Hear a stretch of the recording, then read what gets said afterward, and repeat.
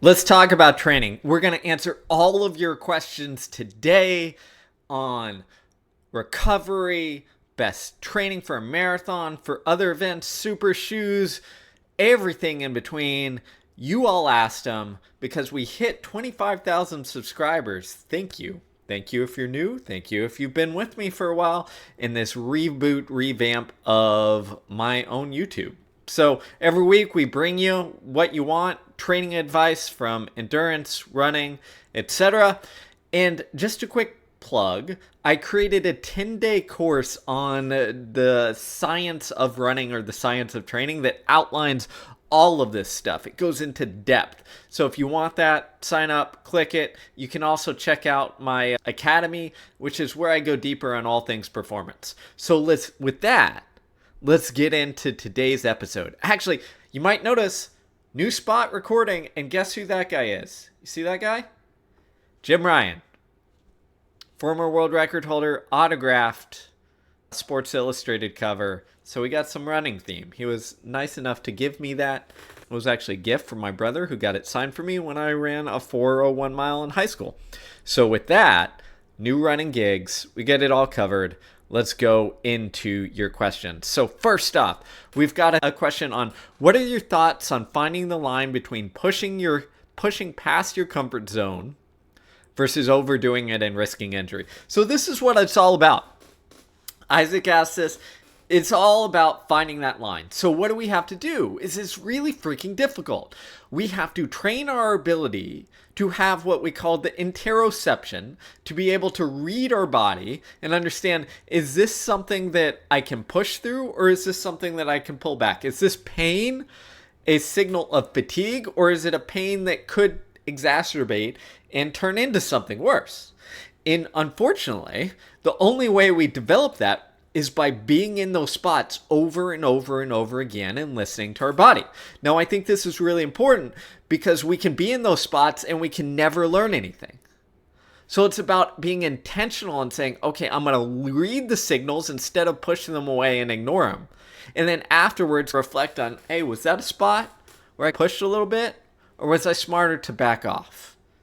It reminds me of the same thing that world-class climbers have to go through when they climb things like Mount Everest. They told me when I talked to them, the hardest part is when you can see the peak, the literal goal, but you have to stop, pause, and read your body and say, hey, do I have enough energy to make it all the way to the top and all the way back down? Not just to the top. We do the same as runners. I think there's a couple of good rules of thumb, which is A, set your standard before the workout. On an easy run, the goal isn't to go that hard. On a hard workout where you're running intervals, you want to set the goal beforehand. What's the point? Is today a see God day where the whole point is to go into pain? Maybe you go a little bit further.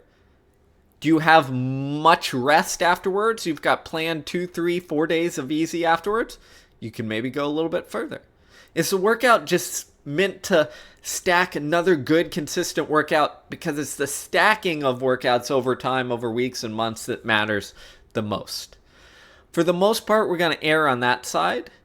And I would say the old Lydiard example or rule of thumb matters here, which is like, make sure you can, if you needed to, you could squeeze out one more rep.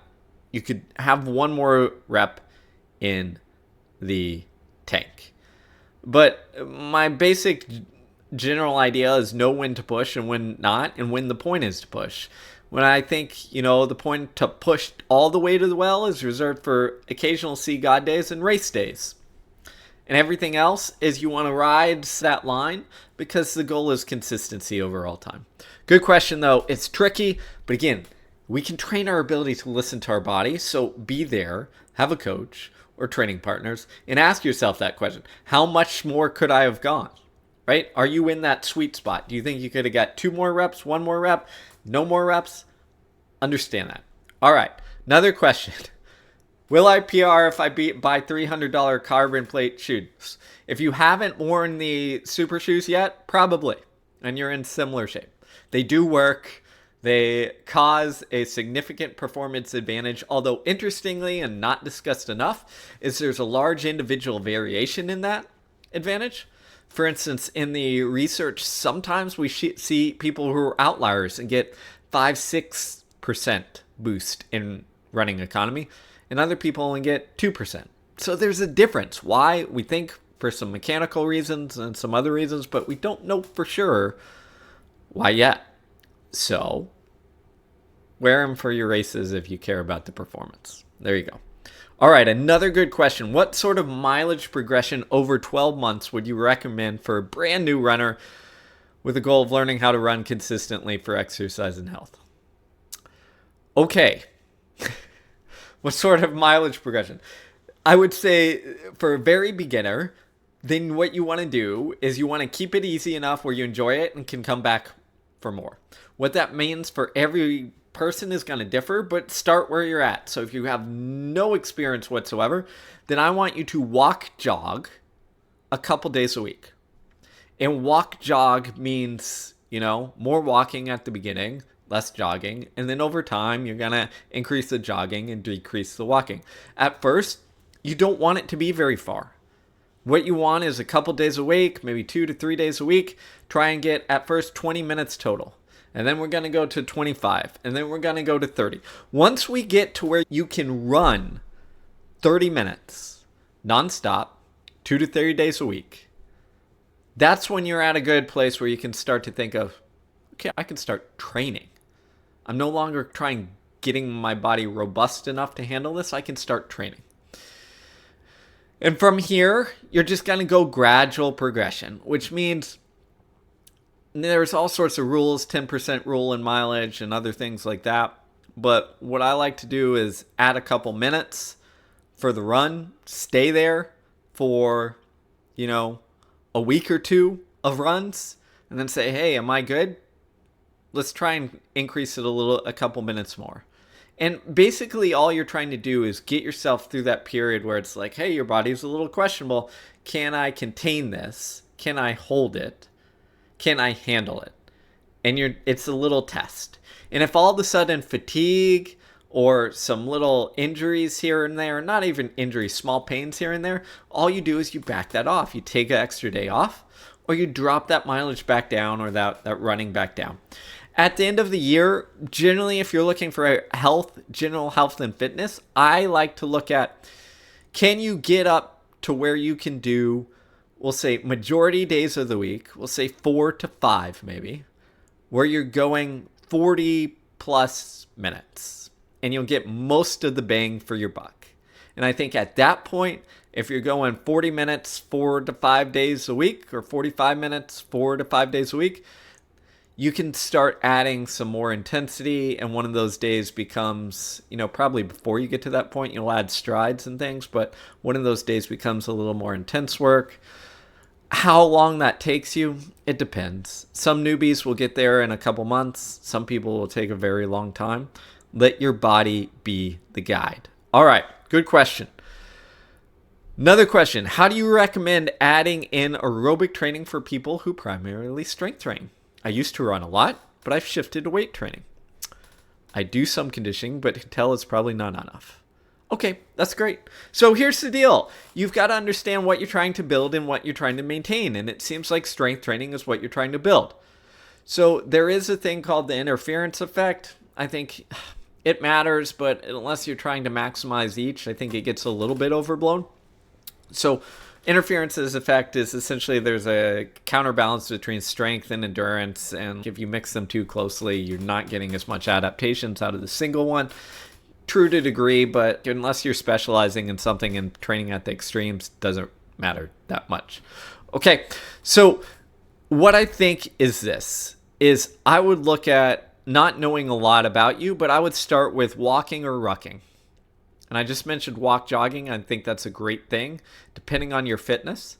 But I think rucking, which is essentially getting a backpack full of weights or a weight vest and walking because it's low impact, but will increase the aerobic demands. I think that's a great way to introduce yourself to this. Don't run with a weight vest. Bad idea. Don't do it. But walking with one can do that. And I would use either rucking or walk jogging as your general aerobic training until you get to a point where you feel like, hey, I can mechanically run if that's the goal. If it's not the goal, you don't care how you aerobically train, then stick with the rucking or try some cycling, elliptico, whatever it is. The modality doesn't matter, especially if it's just for general health. The key is the consistency over it. So with strength training, if that's your primary thing, what I would try and do is have 2 to 3 days a week where you're getting some sort of aerobic training in, hopefully 30 minutes plus. Now, the nice thing is this, is if you're worried about training too often, you can also stack this. Yes, you can stack this on your strength training days. A longer warm-up, meaning hop on the bike for 15 minutes. Afterwards, hop on the bike for a cool down for 15 minutes. It's not perfect, but it's a good way to sneak some aerobic training in there. So I'd look for places to sneak that in or do it in a sustainable way. If you've got the easy stuff, that'll take you most of the way there. The only thing that I would add at some point, if you say, hey, my aerobic side isn't as good, I would do what I'd call controlled fartleks, which is essentially say, hey, I'm going to take that walk jog and I'm going to turn that jog into a steady run or a steady aerobic period. And I'm going to do something like some 4 by 3 minutes with 90 seconds or walk in between at a steady pace, and then just extend that out. That's only if you want to take it to the next level, but that's how I would frame it. All right, another question. What is the best way to reduce body imbalances, differences in ankle and hip mobility on both sides? Whoa, what are your most prehab drills and exercises? Look, I've got all sorts of imbalances. Usain Bolt had some imbalances. The key here is to decide, is the imbalance contributing or likely to contribute to injury or performance impairment or not? And that's a hard question to ask, but the way I like to think of it is, do I have any kind of chronic nagging injury that pops up, right? So my Achilles on one side is a little more cranky than the other one. It is caused by slight imbalances in strength and flexibility on that side, due to having torn it in the past. So that is something that I have to address. So I guess what I would say is it depends on the issue. Okay. I think the mobility, is it constricting your performance or your injury resistance or not? And you've got to decide that. If so, then I would look at some PT's work. I would look at Kelly Starrett, has some great stuff and great content. He's a good friend, does some wonderful work. I would also look at Jay DeSherry's work. So Jay wrote a couple of great books that have all sorts of prehab running drills and exercises that are really good, especially for targeting foot and ankle stuff. I would go read his, Running Rewired, and then there's another, you can look it up on Amazon, but that's what I would start with instead of giving you all this other stuff. It just depends on what you're tackling. Start with the experts, go from there. All right, another question. What does the research say about cross-training with other aerobic activities? All right, say I'm a cyclist somewhere and I'm not interested in flogging myself on the indoor trainer, riding and hiking, backtraining. So here's the deal, is cross-training is great. Okay, I'm going to talk about it in a running sense, but it applies to everything else. Cross-training is great. It generally works, depending on the activity, works more on the central adaptations than the peripheral. What do we mean by that? Central, heart, lungs, pumping that blood to the muscles. Peripheral is the individual muscles and muscle fibers that are working and activated, taking up that oxygen, utilizing lactate, training mitochondria in those specific muscles. Obviously, the more specific of the exercise, the more it helps on that periphery, because you're utilizing those actual muscles and muscle fibers. The muscle fiber, for the most part, has to be activated to be trained and to adapt. So that's what it is. More central, a little less peripheral. Now, the good news is that we know that cross-training will maintain a large degree of our abilities because it keeps that central adaptations going kind of no matter what. And what I would say is, in running, the need for the peripheral or even the additional things that I didn't mention. So, for instance, a cyclist often struggles in running because their running economy sucks because they haven't trained the neuromuscular movements as well. Here's the good thing. As long as you're doing some sort of running, or in the opposite case, some sort of cycling to maintain some of that, often including some faster, easy work where we're doing 200s at a faster clip, but not that fatiguing, or strides or whatever have you like that. We don't have to worry as much in running because the super shoes that I mentioned earlier take some of the disadvantage away because they're automatically going to boost our running economy. Therefore, we don't have to have it quite as maximized based on training specifically for running. I think this is why you've seen recently some success for athletes like Parker Valby, the former Florida athlete who made the Olympics, who cross-trains a lot, because the shoes make it possible. Back in the day, it was tough because you couldn't get the economy, the running economy or efficiency where it needed to be. So, what does it look like cross-training? Mimic what you're trying to do in running, or vice versa. Granted, keeping in mind, because of the lack of pounding and eccentric muscle contractions and damage, you can often increase the volume more so on other modalities. But in general, the idea is if you're going to do a threshold workout, do a threshold workout. If you needed to do some 5K specific workout intervals, like do that fartlek style on the bike or whatever have you. So the good news is you get good maintenance. It's not perfect, but what you can do is instead of being on the trainer or freezing and cycling, I would say, what's the minimum I can maintain? And what do I need to maintain? What are the best workouts that give me the shot to maintain? And then do all the other aerobic stuff in something that you enjoy more. All right, let's keep on rolling here. We had a question from Tom. What do you think is more important to prioritize for young athletes? 13, 14 years old, with a good level of fitness, but only time to run approximately twice a week. Twice a week. All right. I mean, here's the real deal is fun. That's it. Fun. Because who cares what you're doing at 13? Even 14. Like at 13, 14, I was probably training twice a week. Actually, I was in 8th grade. I never ran more than 2 miles because no one had any idea what they were doing. So the point is, like, whatever is fun and engaging, I think. In terms of laying the foundation, I would look at like doing some fun and non-fatiguing speed or mechanics work because that'll pay off. Maybe some hill sprints. And then some fun like aerobic activities, right? Sometimes that might mean an easy run. Sometimes that mean like some fartlek where you get creative and put them on teams or do some relay team workout or something like that. Or even play some weird game of tag where you get some aerobic activity. I think that's totally fine. I think at 13, 14, that's what I would prioritize. And yeah, they're competitive. So sometimes you're going to throw them in something, moderately hard or some traditional workout. But that's what I would do and just vary up the stimulus. So sometimes go a little bit longer, develop aerobic side, sometimes go a little bit shorter.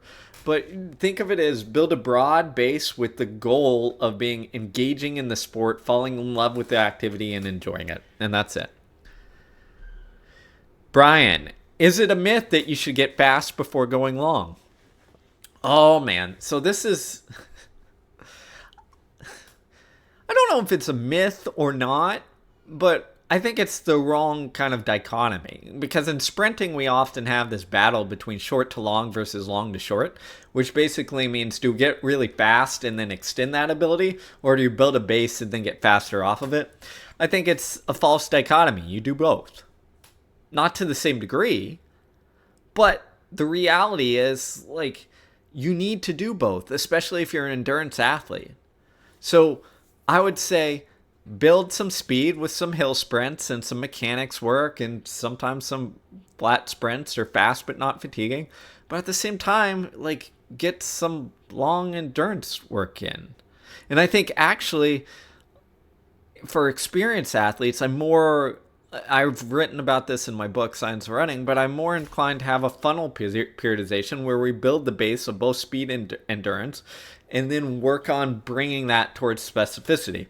So I think it is kind of a myth that you need to get fast before going long, because sometimes you need to go long before you can express the speed that you do have, because some athletes, especially not the fast twitch oriented athletes, are going to see their speed develop after they've gotten some fitness. All right. We're going to keep cranking here. Your questions. I'm not a runner, but a cyclist mainly. How do I apply these ideas to cycling? So, good question. I would say the principles apply. The specific application is going to differ because cycling does not have the pounding. The demands are a little bit different. This is why cyclists tend to train more hours per week or hours per year than runners, because the muscular demands are different. We have pounding. We have eccentric loads. You don't have that as much. Okay? But if you look at cycling training, swimming training, cross-country skiing training, swimming's a little different because they're constrained to swimming laps, but the same general principles apply. And if you look at really good coaches, they've taken from each and brought it into their sport, right? And they said, these athletes over here training similar demands, or at least energetically, how do we take this in? And that's what I would say here is, if you're watching from, cyclists from YouTube, great, awesome, welcome. I read lots of cycling training and swimming and all sorts of skiing, skating, you name it. But what I would say is zoom out and get the principle. What am I talking about? When I talk about threshold training, what does that mean for you? Obviously, the exact parameters are going to be different. But what the aim is and how we're looking at it energetically or muscle fiber type wise, it's the same. So that's how I would look at it. Zoom out, see the principles. All right, another question. Absolutely love the book. Thank you. Appreciate it. That's how you support my work. That's how I get to keep doing these. Hill sprints. Questions. What grade works best? Are these still okay with the history of Achilles tendonitis? Oh, good question. What grade works best? For hill sprints, I like it a moderate grade. I don't know exactly what that would be because I haven't cranked my treadmill up to do it, and I'm not the best. But here's what I like to do is something where the speed component, the turnover component is still there, versus the strength component where I feel like I'm just pushing my legs into the hill and not turning over. Strength versus speed. I like to have a balance of that. So I like it kind of a moderate hill where I can still turn over and not feel like I'm just kind of pushing into the ground and sinking and having zero reactivity. Now, the Achilles history is different, okay? So there was some research done on this, and surprisingly, we think that hills would make things worse. And there's some research that shows, but there was some surprising years, it was, 5-6 years ago, that looked at changes in Achilles length, if I'm remembering correctly, before and after running hills, and it wasn't as much as we thought. We compensate for it. So my suggestion would be careful. I would try strides up a hill and see how that works first. And then strides on the flat ground and see how that works. And before diving into sprints. That's how I would say. Okay, another question. Couple left here. What is the best way, in your opinion, to actively recover after a marathon or a half marathon? To preserve it. So here's what I would say is after a half marathon, I'm not too worried. I would say keep it easy. The day after, for elites, they run. For other people, I would just either take a day off and then come back and do some cross training to get the muscles back in. For elites, we run the next day or 2 days after as you start back up. And I would say keep it easy, especially for non-elites. Keep it easy for 3, 4, 5 days, and then introduce something that is a little bit of turnover, but not fatiguing. So like a moderate fartlek where you're just kind of picking up the pace, turning the legs over a little bit, and that's it. Something like maybe 10 by minute on, minute off at 10K pace, right? Nothing crazy, nothing hard. That's how I would do it after a half marathon. If you're a real novice, you might need some longer recovery. I think the pool is your friend. So getting around and splashing around, not necessarily swimming, although you could do that, but just splashing around. Here's what people don't know is everyone wears those Normatec boots, right? Pump, help increase blood flow. You get in a pool because of the hydrostatic pressure on your legs, it does the same thing. Probably even better. So you get that, plus you get moving around, plus you get some changes in muscle tension, you feel better. Increase your protein intake, have some carbs to restore what you lost. Those are the best things that you can do. And then honestly move. Marathon's a little bit different. Okay. Again, on the elite side, I have some runners who like to run after marathon. I get it. Sounds a little crazy, but they like to go for a little jog. Whatever. If they can handle it, they can. For most people, we look at a couple days off and then some easy aerobic cross training. So again, I just talked about pool. Pool is your friend. Get in it. I love the pool. Even before those couple days off, I would get in and splash around. Again, play with your kids, do some drills in the pool. That's about it. And then start some easy cross training. Some cycling, some elliptical, non-pounding, and use that for, again, a couple days. When you start running, just keep it really slow and easy, maybe even walk jogging for some, and you just gradually ramping it up there. And then, again, what do you do from there? Introduce some strides, some easy aerobic stuff. Sometimes you're going to get back on the horse quickly. Other times you're going to take a couple weeks and lose a little bit of fitness, but that's fine. Like you just ran a marathon. It's going to be okay. Other times I had Sarah Hall, who literally ran a marathon and then 2 or 2.5 weeks later ran top 20 at the World Half Marathon Champs. I remember she did that one year. And we did a lot of pool stuff, a lot of cross training that first week. And then that second week was like mini workouts. And that's what it was. All right, let's keep going here. I'm going to give you a couple different ones here. Let's see. Training emphasis last 10 weeks of a marathon build. That's a lot.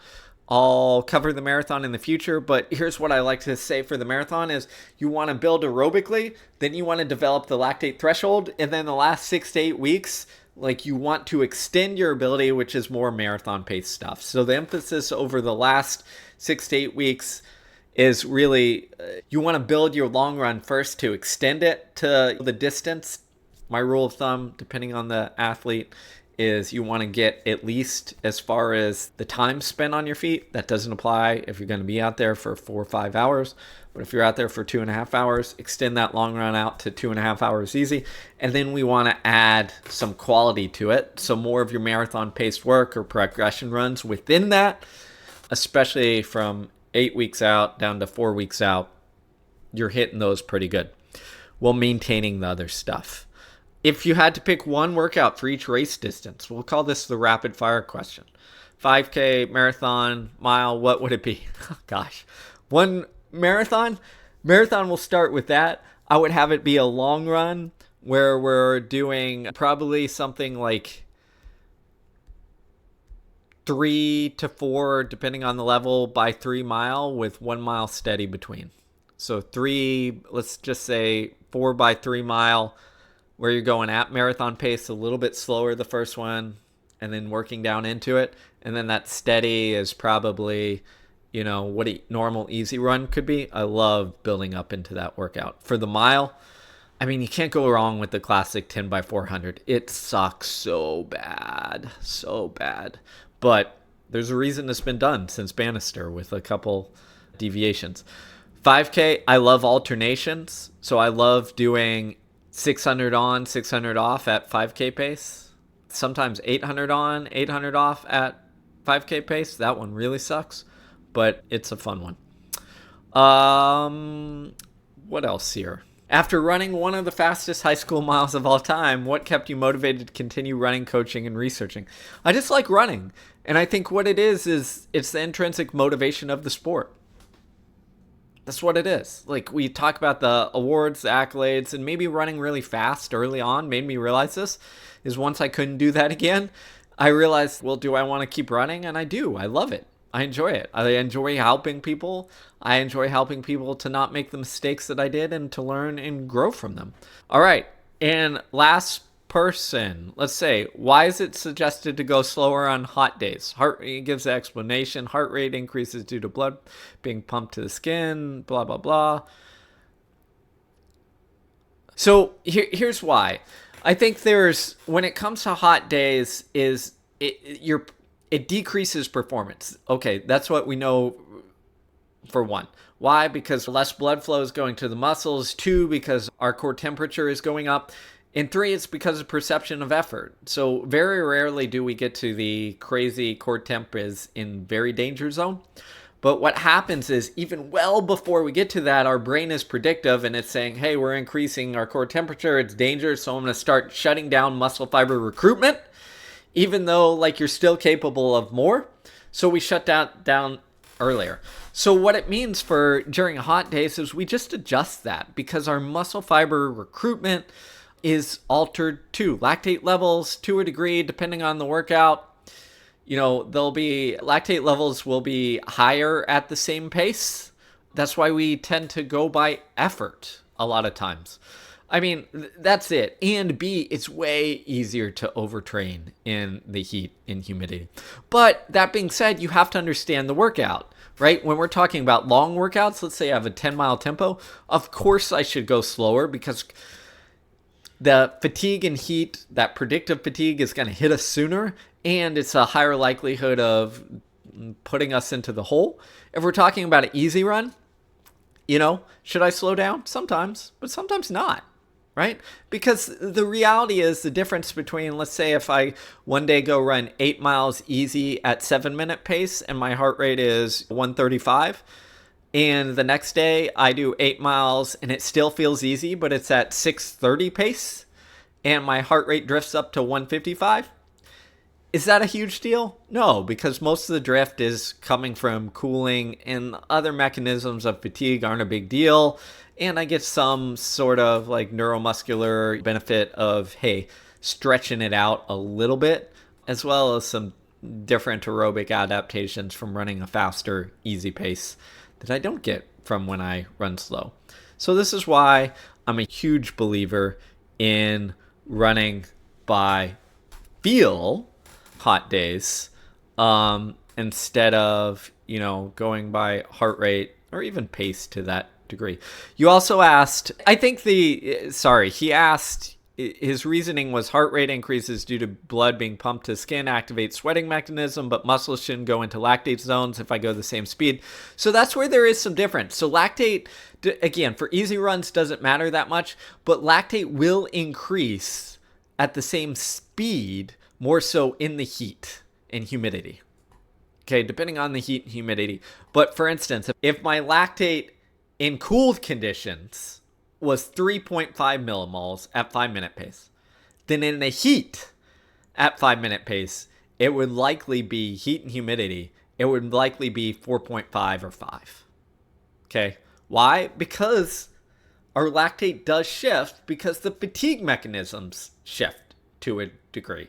Because our muscle recruitment pattern shifts. Because our predictive brain goes, core temperature is higher than normal. If we continue at this pace, we're going to run into problems. So I'm going to shut down some muscle fiber recruitment and some other complex things. So the lactate levels can shift at the same exact pace, even though our fitness is the same, because the fatigue dynamics shift. Because normally core temperature isn't something that we worry about too much in very cool conditions, but it becomes a thing when you can't cool yourself in heat and humidity. So your assumption is correct on easy days, right? When lactate levels aren't going to increase much anyways, if you're worried about lactate levels, but on harder things, it's not. And even on easy days, we have to worry about accumulated fatigue because of heat stress and hydration stress and all of that. So although I would say in some regards you're on the right course, on some you're missing it just a little bit. All right, we've been going for a long time. Thank you so much. I hope that answers your questions. We're going to do another one of these. Thank you for helping me get to 25,000 people. We're just going to keep going up. If you enjoy this, please, please, please share it. Okay, share it with your runners, your coaches, your athletes who might need it. There's a lot of junk out there, and I'm just trying to put out good stuff that makes a difference, I think, versus the superficial BS that is out there by, the influencers trying to make it. I'm not trying to be an influencer on YouTube. I'm just trying to pass along knowledge, and that knowledge is hard-earned from lots of study, my academic background, and more hard-earned from my athletic and coaching background of 20 years of doing this stuff and trying it with from high school to elite athletes and everybody in between. So thanks so much. Again, check out the guide, the 10-day video course that I made. It's free for everyone, so why not? And until next time, everybody, let's keep going. Thank you. Say hi to Jim Ryan. See you later.